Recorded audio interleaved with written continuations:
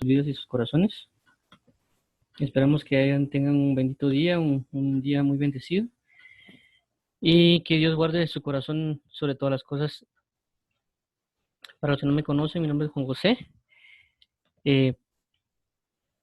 Actualmente a este tiempo tenemos un tiempo de lectura. También en este tiempo de lectura, pues, si alguien tiene que compartir algo o preguntar algo, también se da. Y pues lo que hacemos es leemos y compartimos según lo que entendemos o conocemos. Entonces, para iniciar, oremos para que Dios nos guíe, nos ilumine, nos dé su bendición y su revelación. Padre, en el nombre de Jesús venimos ante ti, buscando tu rostro, buscando tu presencia, buscando tu sensatez. Ayúdanos para que tú seas nuestro renuevo, nuestra fortaleza, nuestra guianza y nuestra paz. Te pedimos y suplicamos que gobiernes sobre nuestras vidas, sostenga nuestros días y fortalezca nuestro ser en Cristo Jesús. Padre, ayúdanos en el nombre de Jesús, ayúdanos en el nombre de Jesús y ayúdanos a comprender y a entender de ti. Ayúdanos a conocer cada día más y más de ti y ayúdanos a salir de toda obra de iniquidad y de mentira. Gracias te damos, te pedimos tu sabiduría, amor y revelación en Cristo Jesús, Señor. Amén y amén. Bueno, entonces iniciemos. Eso es lo que eso es lo que corresponde al capítulo de Marcos 9. Y ayer leímos lo que es la transfiguración. Jesús sana a un muchacho endemoniado. Y hoy prácticamente nos tocaría seguir con esto. Pero lo que vamos a hacer es, vamos a volver a leer este de acá. Jesús sana a un muchacho endemoniado. Y luego continuaremos con lo siguiente. Esto es en Marcos 9, 14 al 29. Jesús sana a un muchacho endemoniado. Tomar en cuenta que este pasaje también tiene sus referencias en otros libros como Mateo y Lucas. Ahora vemos lo siguiente. Marcos 9, 14 al 29. Cuando llegó a donde estaban los discípulos, vio una gran multitud alrededor de ellos y escribas que disputaban con ellos. 15. Y enseguida toda la gente viéndole se asombró y corriendo a él le saludaron. 16. Él le preguntó qué disputáis con ellos y respondiendo uno de la multitud dijo, Maestro, traje a ti mi hijo que tiene un espíritu mudo, el cual donde quiera que le toma, le sacude y echa espumarajos y cruje los dientes y se va secando. Y dije a tus discípulos que los echasen fuera y no pudieron. Y respondiendo él les dijo, oh generación incrédula, ¿hasta cuándo he de estar con vosotros? ¿Hasta cuándo os he de soportar? Traédmelo. Y se lo trajeron y cuando el espíritu vio a Jesús, sacudió con violencia al muchacho, quien cayendo en tierra se revolcaba echando espumarajos. 21. Jesús preguntó al padre cuánto tiempo hace que le sucede esto. Y él dijo, desde niño. Y muchas veces le echan el fuego y en el agua para matarle, pero si puedes hacer algo, ten misericordia de nosotros y ayúdanos. Jesús le dijo, si puedes creer, al que cree todo le es posible. E inmediatamente el padre del muchacho clamó y dijo, creo, ayuda a mi incredulidad. Y cuando Jesús vio que la multitud se agolpaba, reprendió al espíritu inmundo, diciéndole, espíritu mudo y sordo, yo te mando, sal de él y no entres más en él. Entonces el espíritu, clamando y sacudiéndole con violencia, salió y él quedó como muerto, de modo que muchos decían, está muerto. Pero Jesús tomándole de la mano le enderezó y se levantó. Cuando él entró en casa, sus discípulos le preguntaron aparte, ¿por qué nosotros no pudimos echarle fuera? Y él les dijo, este género con nada puede salir, sino con oración y ayuno.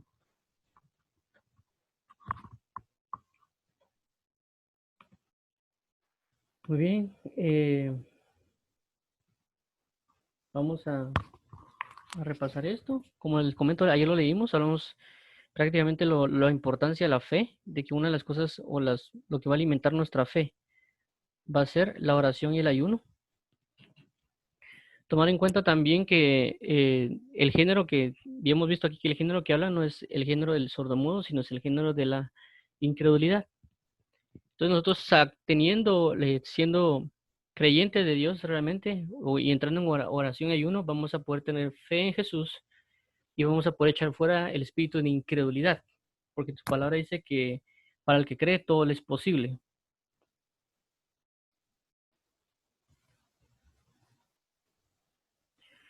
Lo vamos a ver acá.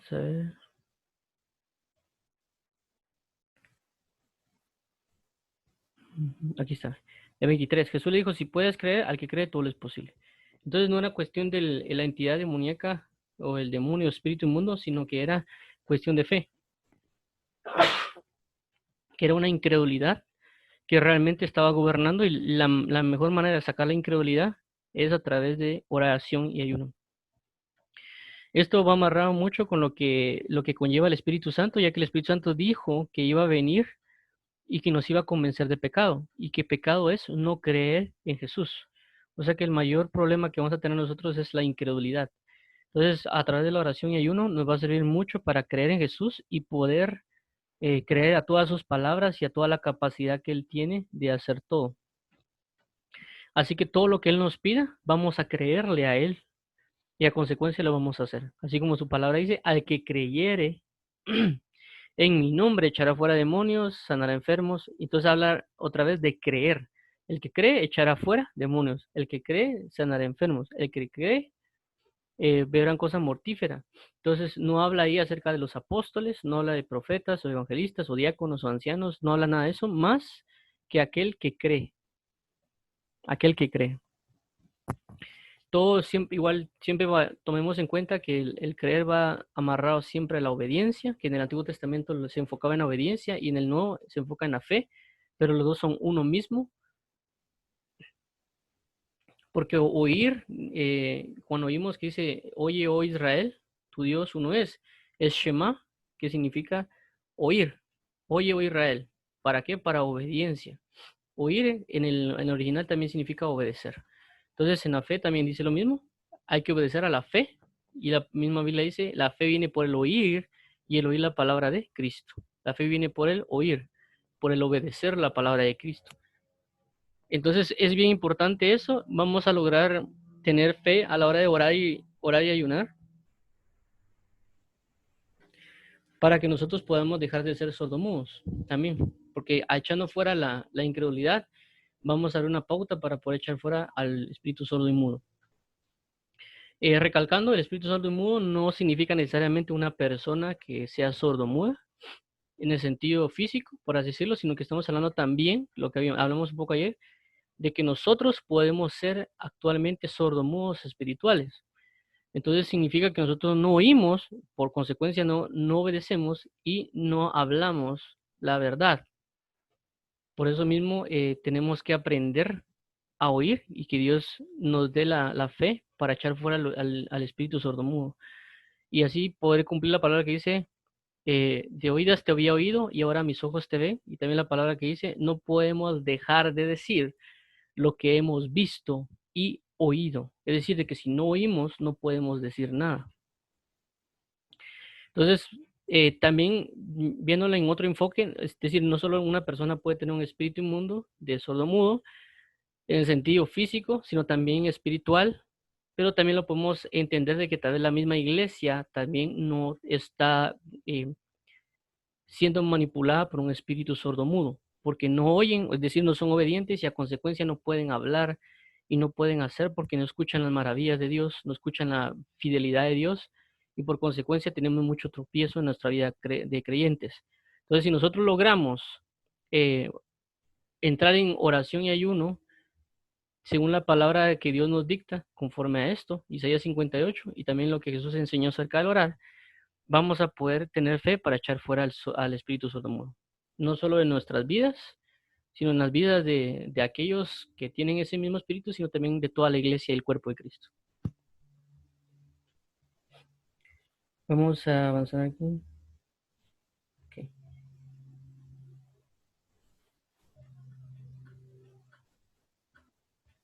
Ok, mire, aquí hay otra cuestión, aquí dice, entonces el espíritu clamando y sacudiéndole con violencia salió y él quedó como muerto.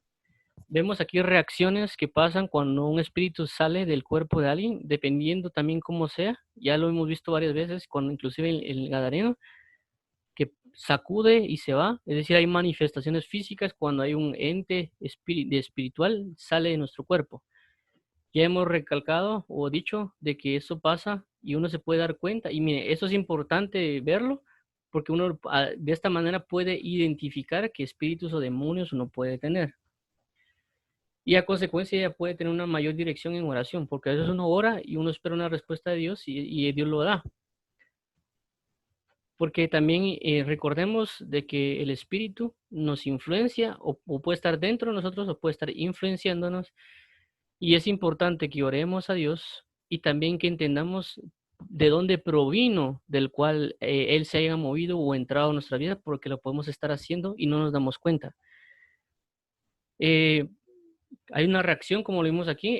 Esto pasa, por ejemplo, si leemos un versículo de la Biblia, a veces podemos bostezar, podemos eructar, podemos tirar un gas, a veces lloramos, inclusive, como dice aquí, nos puede violentar la cabeza o puede que a alguien le duela la cabeza. Pueden haber muchas reacciones cuando alguien lee la Biblia o inclusive ora.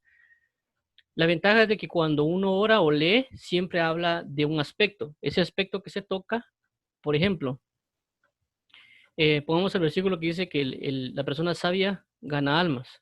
Y en ese momento, por ejemplo, vengo yo y de alguna manera te haces estornudo, o tal vez suelto un gas, algo, hay una reacción de algún motivo por haber leído ese verso, entonces me da la pauta que posiblemente yo tenga un problema con respecto a eso. Es decir, puede haber necedad en mi vida, porque ahí dice el sabio gana almas, entonces lo contrario del sabio, ¿qué es? La necedad.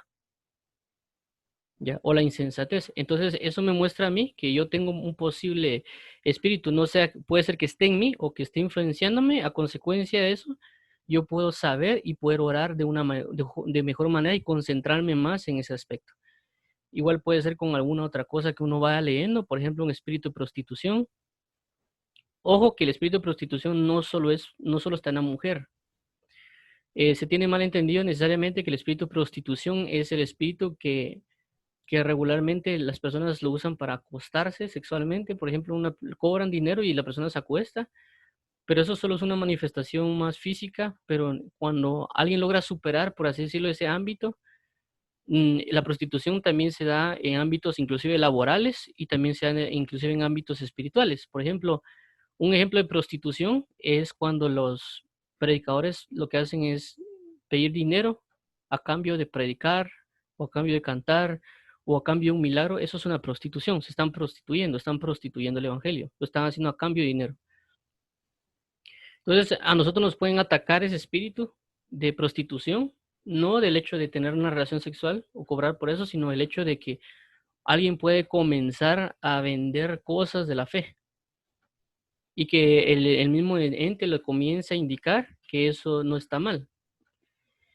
Entonces ahí comienza a manipularse y manejarse la prostitución, porque la prostitución se maneja de diversas maneras, no necesariamente el hecho del acto sexual, aunque es parte, pero no me voy a tener que explicarlo completamente cómo se muestra el espíritu de prostitución, pero es algo que es constante, que está alrededor del mundo, que la Biblia dice, da de gracia lo que de gracia recibiste. Media vez, si lo que yo recibí de gracia no lo doy en gracia, lo que estoy haciendo es prostituyendo.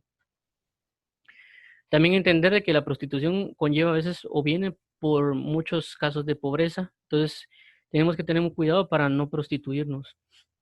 Eh, Como les digo, a lo que quiero recalcar es, cuando oramos o leemos, va a haber una manifestación o una liberación, y si logramos identificar eso, vamos a poder orar por eso y tener una mayor manifestación de libertad en nuestras vidas, porque podemos concentrarnos y saber qué realmente nos está afectando, porque pueden ser de que haya entes o espíritus que nosotros no tenemos ni la menor idea de que están ahí, porque pensamos que nunca hemos pecado en esa área, pero no significa necesariamente que pecó en esa área específicamente, sino que el ente está tratando de gobernar sobre esa área y tal vez lo hizo, pero en un rango menor.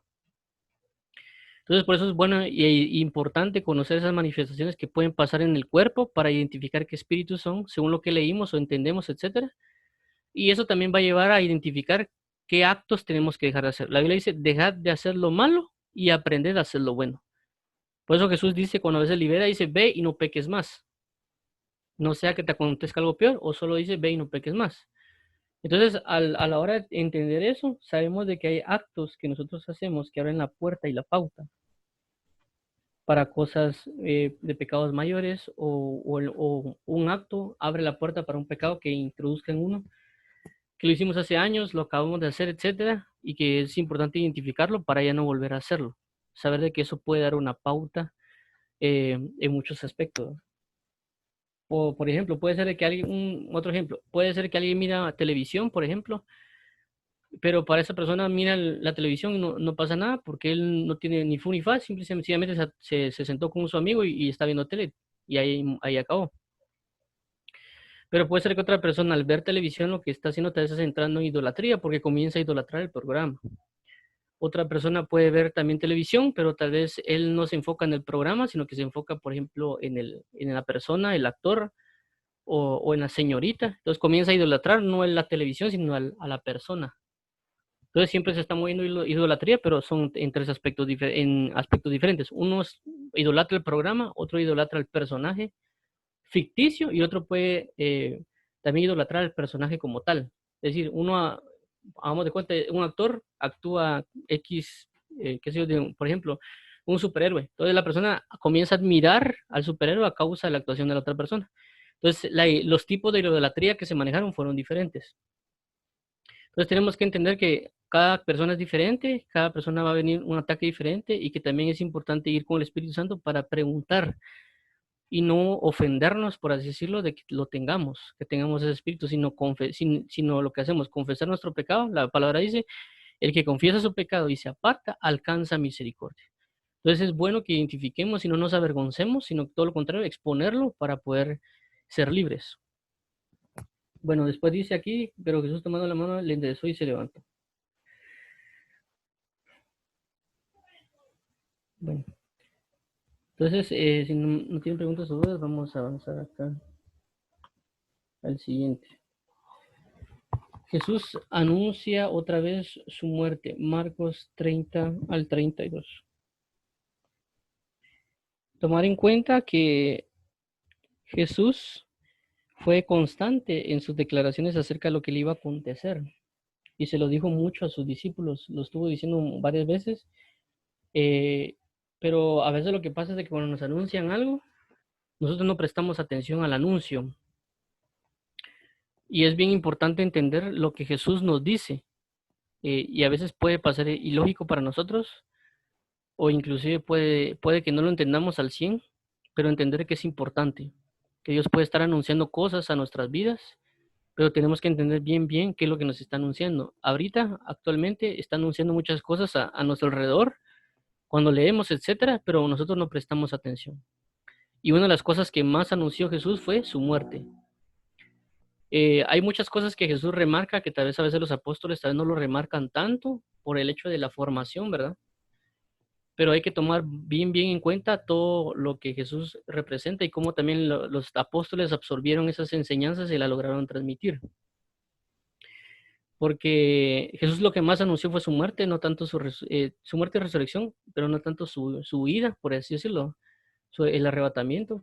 ¿Por qué? Porque la clave para el arrebatamiento es la cruz de Cristo. Entonces, por eso aquí Jesús anuncia otra vez su muerte. Dice, habiendo salido de allí, caminaron por Galilea y no quería que nadie lo supiese, porque enseñaba a sus discípulos y les decía, el Hijo del Hombre será entregado en manos de hombres y le matará, pero después de muerto resucitará al tercer día. Pero ellos no entendían esta palabra y tenían miedo a preguntarle. Entonces, si se dan cuenta, lo que vemos aquí es bien importante, porque Dios en el camino, como aquí se caminaron por Galilea, en el camino, y en momentos muy específicos de nuestra vida, Él nos va a hablar de algo que es bien importante y es su muerte y resurrección. Porque dice, porque enseñaba a sus discípulos. Dice que enseñando. Y les decía, el Hijo del Hombre será entregado en manos de hombres y le matarán. Pero después de muerto resucitará al tercer día. Entonces, ¿qué le estaba enseñando Jesús a sus discípulos? Acerca de su muerte y acerca de su resurrección. Entonces, lo que más importante en el Evangelio es la muerte y resurrección de Jesús. Porque en la muerte encierra absolutamente todo el Evangelio, toda la palabra está encerrada en la cruz. Por eso Jesús dijo, consumado es, porque se encerró, según lo que yo entiendo, según lo que yo he comprendido de la Escritura, la cruz de Cristo encierra toda la sabiduría de Dios. La cruz de Cristo encierra todo el misterio de Dios.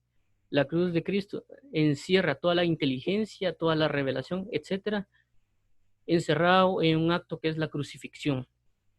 La cruz representa el inicio, perdón, el fin y el inicio, el fin del antiguo pacto, el inicio del nuevo pacto y muchas otras cosas más como la muerte de la muerte, como la liberación, como inclusive una señal de peligro para el enemigo.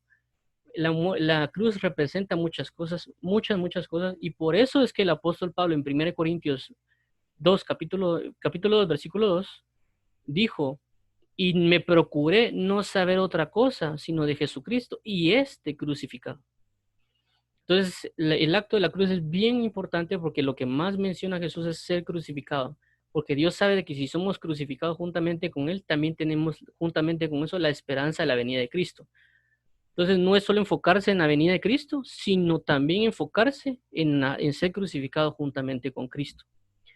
¿Por qué? Porque así como en el antiguo tiempo, los fariseos solo se enfocaban en la venida del Mesías, no en la crucifixión del Mesías, solo en la venida del Mesías. Cuando vino el Mesías, no lo vieron como el crucificado, solo lo querían ver como el que venía a restaurar la nación. ¿Qué nos deja entender esto? Que actualmente, en esta vida, en este tiempo, también está la misma corriente que en el tiempo cuando estuvo Jesús, que se están enfocando mucho en la venida del Mesías, pero no se están enfocando en ser crucificados juntamente con Cristo. Entonces tenemos que tener ese equilibrio de saber que está la crucifixión de Cristo, pero también la venida de Cristo. Las dos son importantes. ¿Me entienden? Entonces no nos enfoquemos solo en que Cristo ya viene, porque viene y viene con poder y gloria, pero también necesita que esas personas que cuando Él venga sean y estén crucificadas juntamente con Él. ¿Me entienden? Por eso Jesús dijo en la cruz, en este momento estarás conmigo en el reino, pero se lo dijo a alguien que está crucificado. En este momento estarás conmigo en el paraíso. Y se lo dijo a alguien que estaba crucificado. No se lo dijo a los apóstoles, no se lo dijo a los profetas, se lo dijo a alguien que era ladrón y confesó su pecado porque estuvo crucificado juntamente con Cristo. Entonces, entendamos que lo importante es la crucifixión, porque la crucifixión encierra muchas cosas maravillosas en Cristo y que nos habilita para la venida de su Hijo Jesús. Inclusive el acto del bautismo representa su muerte y resurrección en el acto de la cruz, ya cuando Él muere y resucita, pero también la cruz de Cristo, perdón, el bautismo en agua también representa de aquellos que van a resucitar juntamente cuando Jesús venga. Entonces tenemos que entender esas dos pautas acerca del Cristo crucificado, porque lo que Dios nos manda es a que seamos crucificados juntamente con Él. Es un mandato prácticamente. Y también dice, el que quiera venir en pos de mí, tome su cruz y sígame. Tome su cruz y sígame. Entonces, por eso Jesús comienza a enseñar a sus discípulos en este punto acerca de la crucifixión, porque ellos también tenían la posibilidad de soportar eso. Entonces, Él espera de nosotros que nosotros aprendamos para ser crucificados juntamente con Él y enfocarnos en eso y entender realmente lo que eso significa y entender nosotros que somos crucificados. Si nosotros no comprendemos de que no estamos crucificados, vamos a tener problemas. Porque si no entendemos que no somos crucificados juntamente con Cristo, no podremos ir hacia ser crucificados. Pero si nosotros entendemos que estamos también crucificados, vamos a saber que también tenemos que aguantar esa crucifixión. Porque en el acto de la cruz entendemos que habían dos ladrones, uno que se quejó con Cristo y otra persona que reconoció su pecado, pero habían dos crucificados. Entonces, ese está el crucificado y en esa crucifixión comenzar a ver al Rey de Reyes, al Rey de Reyes en todas sus dimensiones, la dimensión para los gentiles, la dimensión para los judíos y la dimensión para otras generaciones de lo que representa el Cristo crucificado. Entonces tenemos que meditar constantemente en Jesucristo y este crucificado, porque el apóstol Pablo dijo, sed imitadores de mí, así como yo de Cristo. Y lo que hizo el apóstol Pablo fue meditar en Jesús y este crucificado. Tenemos que comprenderlo bien porque una de las enseñanzas que Jesús dio fue eso. Lo que él vivió o lo que él más se enfrentó Jesús fue a ser crucificado. Jesús hubiera podido ser arrebatado a lo Elías en el sentido de antes de ser crucificado, no ver una muerte. Y eso es lo que pasa con nosotros. Nosotros no queremos ver una muerte, no queremos ver un sufrimiento, inclusive queremos ser arrebatados antes de tiempo porque se puede, a lo Enoc, a lo Elías. Pero Jesús, a pesar de ser santo y puro, no tuvo un arrebatamiento sin ver muerte. Tuvo que ver muerte y una muerte espantosa para luego también tener una glorificación e irse como Enoc, e irse como Elías.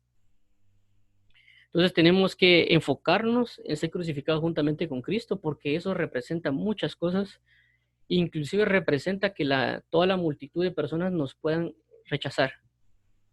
Ya, porque el apóstol Pablo dice, y yo soy crucificado al mundo y el mundo me es crucificado. Y entendamos que la cruz representa una rebeldía hacia todo el sistema mundial. Eso es lo que representa la cruz, una rebeldía, una rebelión. Porque todo aquel que se rebelaba en contra del imperio romano era crucificado. Y eso hacía manifiesto de que a todo aquel que se rebelara en contra de Roma o el imperio que en ese momento estaba, porque no solo los romanos lo utilizaron ese método, sino que habían otros países, otras regiones, otras cuestiones que lo usaban también. Entonces eso representaba de que todo aquel que viera a aquel que estaba crucificado temiera, porque era público y era una muerte espantosa. Era prácticamente una tortura de 3 días casi, o inclusive semanas en esa posición. Por eso dicen que también el sacrificio, la muerte de Jesús fue milagrosa, porque en esa posición, eh, ¿cómo se llama? La posición en la cual se encontraba era espantosa. Y hay un documental en internet, creo que el del Discovery Channel, si no estoy mal, que habla acerca de que hacen pruebas con personas vivas prácticamente y para emular qué pasaba con la cruz y las personas no aguantaban ni siquiera unos 10, 20 minutos. Y pues la misma manifestación de esa cruz representaba que la persona podía estar en esa posición hasta una semana agonizando. Entonces Jesús fue prácticamente su muerte fue instantánea, pero padeció mucho a la hora de estar ahí y representaba esa rebeldía. Entonces era una señal para el enemigo de que no fuera en contra del imperio porque lo que le iba a pasar iba a ser eso. Entonces, ¿qué nos enseña la ley Cristo? De que todos nosotros que vayamos en contra de la corriente del mundo, vamos a ser crucificados por el mismo mundo. Nos van a alegar, nos van a criticar, etcétera, y uno tiene que soportar eso. Y a muchos no nos gusta, pero es parte de, porque así como como el mundo nos crucifica, nosotros también podemos crucificar al mundo con sus malos actos, etcétera. Por eso Jesús dijo, a mí el mundo no me ama porque yo hablo en contra de él. Entonces, por eso es importante la cruz, porque la cruz representa el misterio de la piedad de Dios. Es un misterio que está encerrado, que Dios necesita que lo conozcamos, el misterio de la piedad, y está encerrado muchas cosas, tanto en su muerte y resurrección como en su venida. Eh, entonces es algo que tenemos que enfocarnos bastante. Ser crucificado juntamente con Cristo. Todos los días, por eso es el apóstol Pablo, y yo soy crucificado todos los días, ¿entienden? Para vivir en fe y vivir esa enseñanza de la cruz y no ignorarla. Y aunque no la entendamos, como dice aquí, pero ellos no entendían esta palabra y tenían miedo de preguntarle, aunque tengamos miedo, porque podemos tener miedo de ser crucificados juntamente con Cristo. ¿Me entienden? Porque no es sencillo. O a veces lo llamamos figurativamente, a ser crucificados figurativamente, en el sentido, no, que yo tengo que negarme a yo.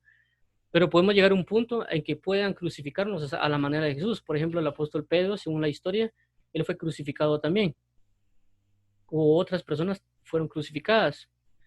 Entonces tenemos que entender de que estar dispuestos a eso.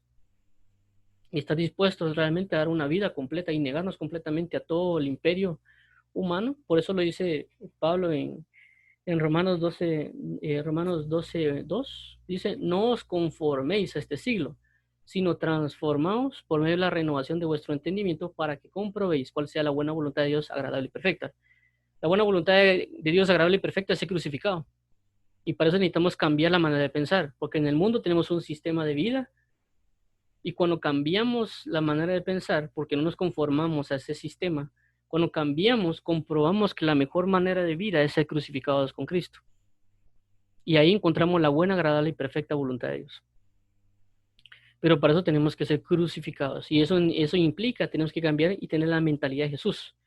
Por eso lo mismo vemos en Filipenses, que dice, y teniendo la misma manera de pensar o el mismo sentir que hay en Cristo Jesús, que no teniendo nada que aferrarse, se despojó de sí mismo y tomando forma de siervo, humillándose hasta la muerte y muerte de cruz. Y siendo obediente hasta la muerte y muerte de cruz. Entonces, prácticamente en ese extracto de Filipenses muestra lo que la persona en Cristo Jesús tiene que hacer. Y lo que tiene que hacer es ser crucificado. Pero para ser crucificado como Jesús, primero, ¿qué tiene que hacer? Según si lo queremos llamar así, los pasos, o no sé cómo la persona les guste llamarlo, es primero cambiar la manera de mentalidad, como lo habla Romanos 12:2, no os conforméis a este siglo, y no tienen nada que aferrarse, se despojó de sí mismo. La primera pauta, primero entender para despojarnos, tomar forma de siervo, saber que no nos tienen que servir a nosotros y nosotros servir, tomar forma de siervo, humillarse a lo sumo y ser obediente hasta la muerte y muerte de cruz. Ya, entonces comprenderemos la buena voluntad de Dios agradable y perfecta. Entonces, eso es lo que Jesús quiere, que nosotros seamos crucificados con Él, pero para ser crucificados tenemos que cambiar nuestra manera de pensar, no conformarnos a lo que vemos, a lo que vivimos aquí en esta tierra. Porque si vemos lo que está en esta tierra, Eclesiastés dice que es vanidad de vanidades. Eclesiastés encierra todo lo que el mundo conoce fuera de Cristo, fuera de la crucifixión. Eso es lo que encierra Eclesiastés. Encierra todo, absolutamente todo lo que un hombre fuera de Cristo puede observar y entender y examinar de que todo fuera de Jesús es vanidad. Eso es lo que encierra Eclesiastés. Porque Eclesiastés se encierra antes de la crucifixión. Cuando viene la crucifixión, Dios le otorga a Eclesiastés la magnitud de todas las respuestas que Eclesiastés puede estar buscando. Y por eso dice, el final de todo buen discurso es este: teme a Jehová por sobre todas las cosas y cumple sus mandamientos. Porque eso significa la cruz de Cristo. Entonces, tenemos que conocer bastante acerca de esto, la cruz de Cristo, ser crucificado juntamente con Cristo, porque es uno de los actos más maravillosos. Por eso mismo también dice Hebreos, de que aquellos que conociendo la verdad pecan, entonces lo que ya no hay más sacrificio para ellos, ya no hay un Cristo que se crucifique otra vez. Lo único que queda es una horrenda expectativa de muerte. Pero es porque esas personas entendieron lo que significaba el sacrificio de Cristo y luego se apartaron de ello. Entonces, a eso es lo que vamos, aunque no entendamos lo que significa el sacrificio de Cristo y podemos tener miedo en nuestra vida, ¿me entiende? Por la respuesta que nos puede dar a Dios, porque cuando Dios nos responde, lleva lo que hemos hablado, que nos lleva a obedecerle. Entonces, en esa obediencia podemos tener miedo de no obedecer a esa palabra. Por eso que hay personas que no quieren aceptar a Jesús porque dicen que no están aptos para aceptarlo. ¿Me entiendes? O sea, uno habla con ellos y le digo, mira, ¿quieres aceptar a Cristo? No estoy preparado, dicen, porque ellos piensan que va a venir algo, pero no entienden de que si no aceptan, lo único que van a tener es una condena eterna. Y tampoco están preparados para una condena eterna. La persona no estaba ni preparada para una condena eterna ni para una vida eterna, no está preparado. Únicamente está la gracia de Cristo que en ese tiempo va a comenzar a formar. La persona piensa que estar en Jesús es cumplir un montón de leyes y no es así. La única manera que es el conocimiento del amor de Dios y la gracia de Dios, y ese mismo amor es el combustible que nos lleva a cumplir el mandamiento. De lo contrario, no sirve nada las imposiciones de ley. Lo principal es el amor, y el amor nos va a llevar a cumplir el mandamiento, porque el que me ama cumple mis mandamientos. Entonces, busquemos a Dios y crucificarle y no tengamos miedo de lo que le podemos preguntar acerca de la cruz, porque de alguna manera a veces la venida de Cristo, así como los fariseos que esperaban la venida y que los vinieran a rescatar del imperio romano, o los otros imperios que estaban ahí, porque eso es lo que ellos esperaban un David con una espada, liberarlo de todo y que ellos establezcan un imperio también a la magnitud de Salomón. Eso es lo que esperaban de un Cristo. De igual manera, nosotros estamos esperando de alguna manera algo así, que nos venga ahora como está de moda el nuevo orden mundial, ¿va? Que Él venga a liberarnos del nuevo orden mundial o todas las situaciones que están allá afuera, pero no cumplimos nosotros con nuestra responsabilidad de conocer al Cristo crucificado. Y eso nos va a hacer de tropiezo y de mal pensar la manera de lo que es Cristo. Si sacamos a Cristo Jesús crucificado del Evangelio, estamos sacando a la esencia del Evangelio. Entonces vamos a estar divagando, vamos a estar sin sentido, porque la clave para la venida de Cristo es el Cristo crucificado. Es enfocarnos en Cristo crucificado, porque si enfocamos en Cristo crucificado, veremos su muerte, veremos su resurrección y lo veremos ascendiendo al cielo, y las palabras que hizo, así mismo como se fue, así mismo vendrá. Pero eso únicamente pasó en el Cristo resucitado. Entonces necesitamos comprender que tenemos que ser crucificados juntamente con Cristo, y eso significa consagración. Significa que digamos cosas y que vivamos cosas que van a ir en contra de todas las personas. Entonces, y no por ley, por supuesto, sino por el hecho de que no va a ser normal para uno. Por ejemplo, en mi caso, el mayor ejemplo que tengo, que tal vez lo viví más fuerte, es de que a veces yo llegaba, yo miraba televisión, no continuamente, pero lo miraba antes. Yo miraba tele y me ponía triste, y tal vez no era malo aparentemente. Me ponía triste y por eso a mí no me gusta ver películas, porque cada vez que yo me sentaba en una película me comenzaba a poner triste. Entonces yo no miraba una película porque era adulterio, porque era morbo, porque era satánica, sino simple y sencillamente porque el hecho de sentarme a ver tele me comenzaba a poner triste. Y yo para no estar triste mejor me iba. Y cuando fui con un grupo de compañeros que iban, que estaban, se juntaron para comer de la universidad y todo, creo que inclusive por un trabajo que hicimos, y después dijeron, vamos al cine. Yo dije, yo no quiero ir. No, hombre, ¿por qué no? Es que la quiero de religioso. Es que no me gusta, no puedo. O sea, yo me siento y me pongo triste.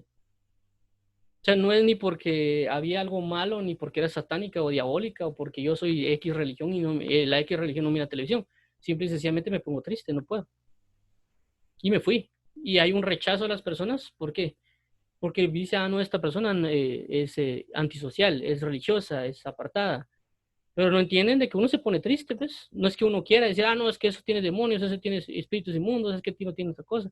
No, simple y sencillamente me sentía triste, no podía estar ahí.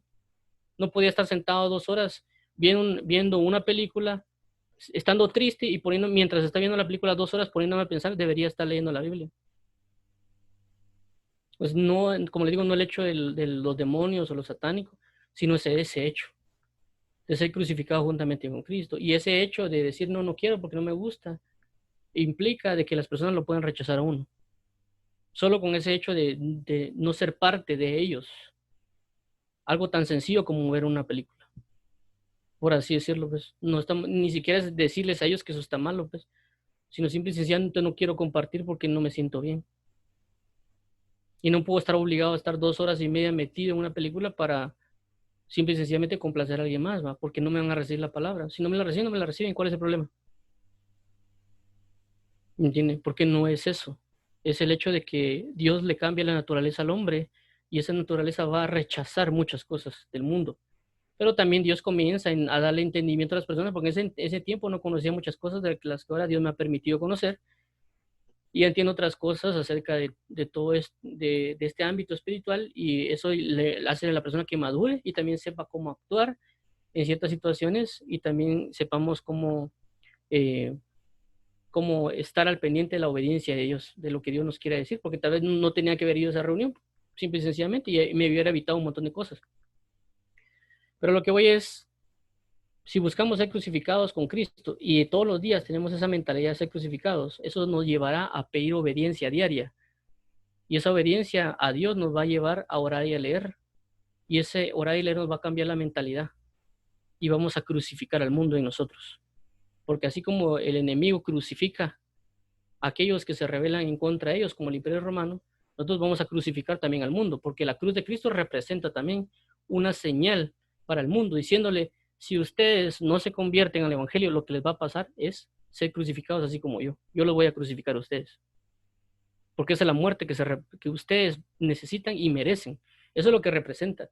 Para mí la cruz de Cristo representa no solo la compasión y la bondad y la verdad de Dios, sino también un Dios guerrero, que así como David le cortó la cabeza y levantó la cabeza indicando la muerte de todos sus enemigos, también así significa la cruz de Cristo. La cruz de Cristo significa la cabeza cortada del gigante y mostrándosela a todos los enemigos. Eso representa la cruz.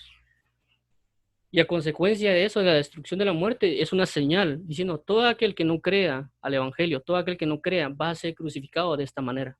Porque así como mi hijo fue crucificado, fue avergonzado, si no cree en él, así mismo van a ser crucificados ustedes. Eso es lo que representa la cruz. También del otro lado representa el amor de Dios indicándonos cuánto nos ama, cuán glorioso es su amor y diciéndonos, mire, yo morí de esta manera tan vergonzosa por ustedes porque esta muerte les correspondía a ustedes. Así tal cual está mi muerte, así mismo a ustedes les corresponde esta misma muerte. Pero a causa de creer en mí, no van a padecer esta muerte. Esta muerte no la van a tener. Van a tener una resurrección, una novedad de vida. Porque todo el que esté en mí ya no está muerto, sino que vive eternamente. Entonces a nosotros nos dieron la gloria de no pasar por esa muerte. Mas todos aquellos que no quieren, es una señal indicando que van a padecer esa muerte. Porque no quisieron aceptar esa muerte de Cristo.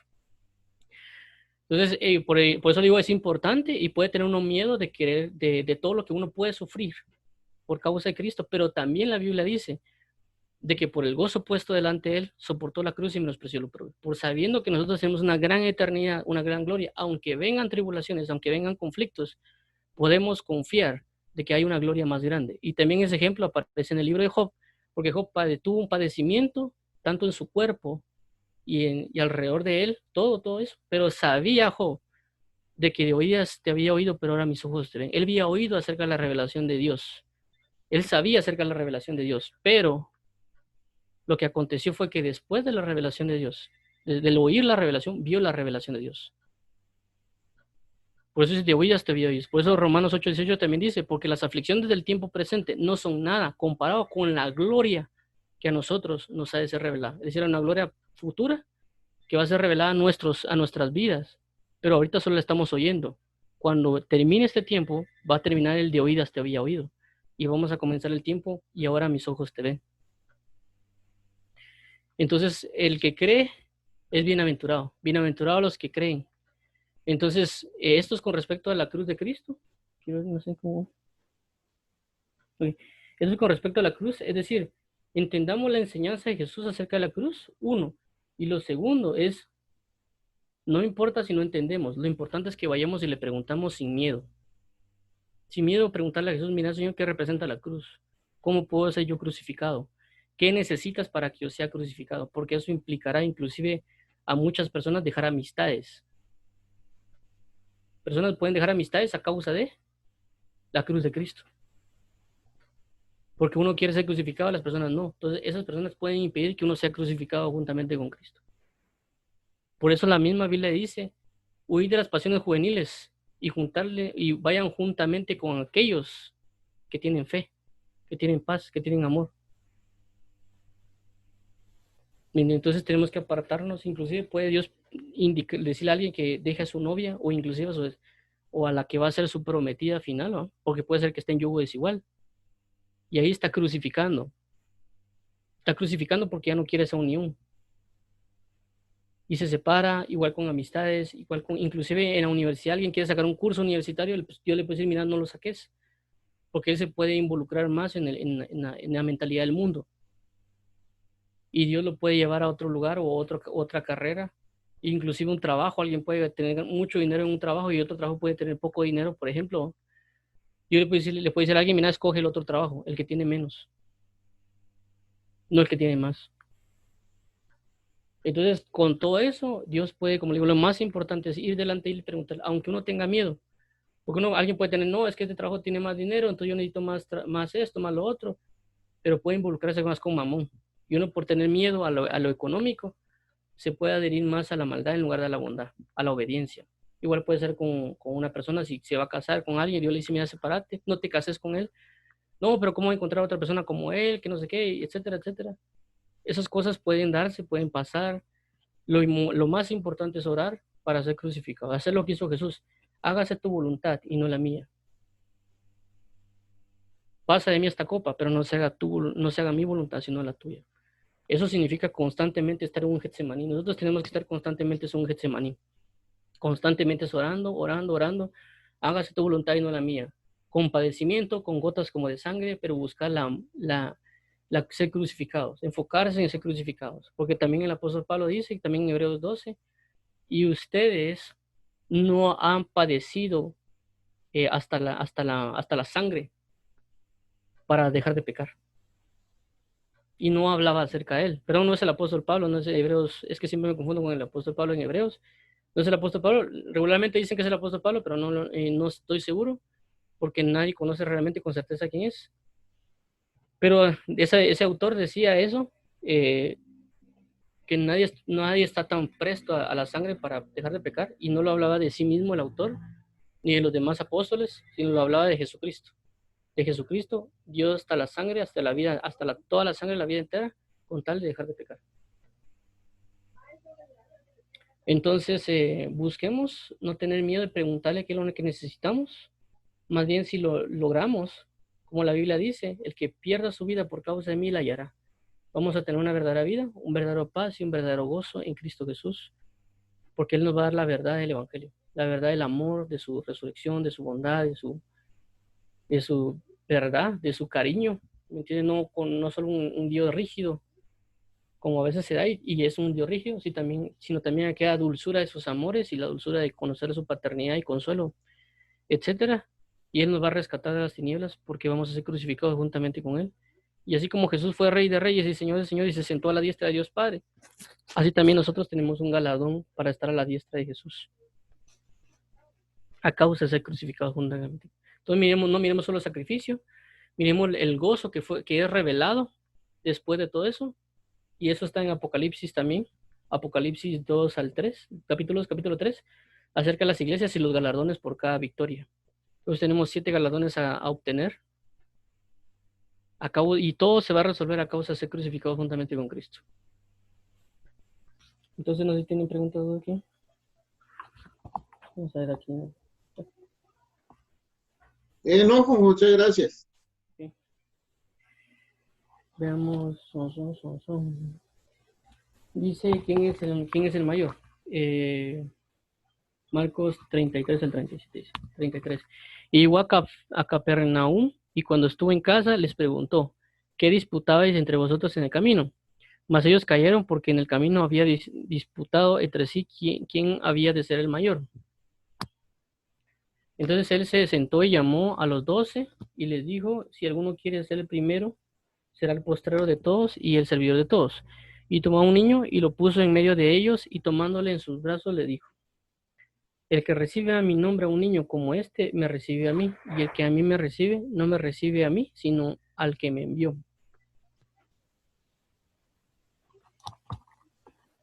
Bueno, eso es algo bien importante. Esto nos puede pasar sin darnos cuenta, como les digo, porque a veces uno tiene cosas en el corazón que no conoce. Y así como ellos, también uno lo puede pasar con otras personas. Tal vez ellos lo dijeron abiertamente, pero tal vez uno no lo dice, lo oculta en el corazón. Eh, y esto puede llevar a disputas, como dice aquí, el querer ser alguien más que otros. Tenemos que cuidarnos de eso, ¿verdad? Aunque lo tengamos, exponerlo delante de Dios y decirle, mira, Señor, yo tengo este mal sentir de querer ser mayor que los demás.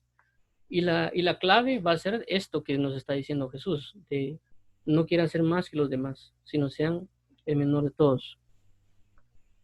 No para ser el mayor de todos necesariamente, porque nos podemos ir con un mal camino sin entender de que tenemos que imitar a Jesús, y lo que hizo Jesús fue humillarse hasta la muerte y muerte de cruz y tomar forma de siervo. Entonces, imitarlo a él y saber que vamos a agradar a Dios al imitarlo a él, y el Dios se va a encargar de dar el galardón que necesite. Pero va a inquirir en humillación, por supuesto, pero el que lo quiera, así va a ser, tiene que humillarse. Mas ellos callaron porque en el camino había disputado entre sí quién había de ser mayor. Entonces él se sentó y llamó a los 12 y les dijo, si alguno quiere ser el primero, sea el postrero de todos y el servidor de todos.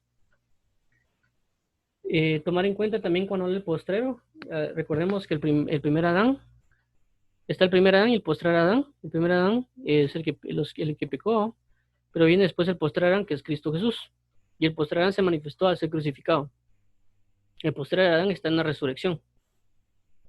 Cuando Jesús resucita como el postrer Adán, ya no es el mismo Adán. Restablece la autoridad de Adán como estaba en el principio.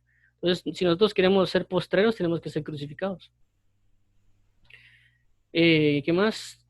Dice, y tomó un niño y lo puso en medio de ellos, y tomándole en sus brazos le dijo, el que recibe en mi nombre a un niño como este, me recibe a mí, y el que a mí me recibe, no me recibe a mí, sino al que me envió.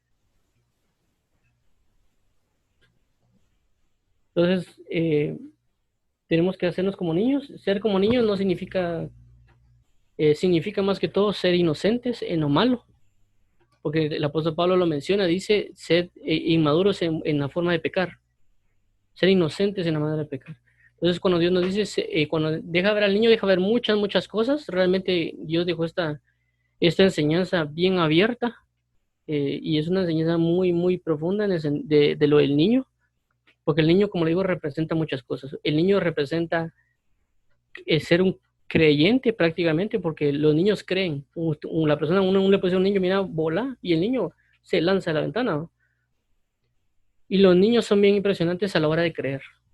los niños son más creyentes que uno de adulto, porque en el adulto le forman muchas cosas malas. Entonces Dios cuando dicen es, sean como un niño, sean creyentes, crean como cree un niño. ¿Me entiendes? Si a un niño uno le dice, vaya ahora porque se sane la toque, le dice sano, el niño va corriendo y lo toca. Uno no. Uno a veces pone pausa, ¿será que sí? ¿Será que no? ¿Será que va aquí, aquí, allá? Y lo otro, otra cualidad del niño, que a veces está pegado al papá y quiere estar apegado al papá o la mamá y quiere ser como ellos. Igual pasa con Jesús. El niño o uno a veces quiere estar pegado al papá y yo quiero ser como él, ¿va? De alguna manera. Igual pasó con Jesús. Uno tiene que estar pegado al Padre Jehová y querer ser como Jehová, como Jesús. Entonces son cosas y cualidades del niño, como les digo, la inocencia, inclusive el hecho de que a veces se pelean y los niños inclusive se separan y vuelven a estar juntos a pesar de las diferencias. La capacidad de amistad inclusive que tienen los niños, ¿no? Uno tal vez, por ejemplo, uno llega a hablar con alguien de adulto en la calle y le saluda, hasta se puede cubrirse el celular porque piensa que uno le va a robar. En cambio, entre dos niños no pasa eso, pues de repente ya uno mira y ya se conocen y comienzan a jugar. Entonces son muchas cualidades que deja un niño y también el niño a veces no quiere ser mayor que el otro, lo único que quiere es jugar y pasarla bien, ¿no? Entonces hay muchas cualidades en un niño que tenemos que aprender nosotros a discernir y pues creo que a veces los que más tal vez pueden saber de eso son los papás porque han visto a sus hijos crecer. Entonces tomar en cuenta eso eh, para poder buscar ser el menor de todos y eso nos va a dar la cualidad de poder ser servidor de todos. Vamos a ser los mayores en el sentido de espiritualmente, como Jesús, pero también servir, hacer como Jesús. Él fue el máximo, el mayor de todos, Jesús, porque fue la esencia de Dios en la tierra, pero también sirvió con esa gran humildad que él nos se caracteriza. Entonces también nosotros servir.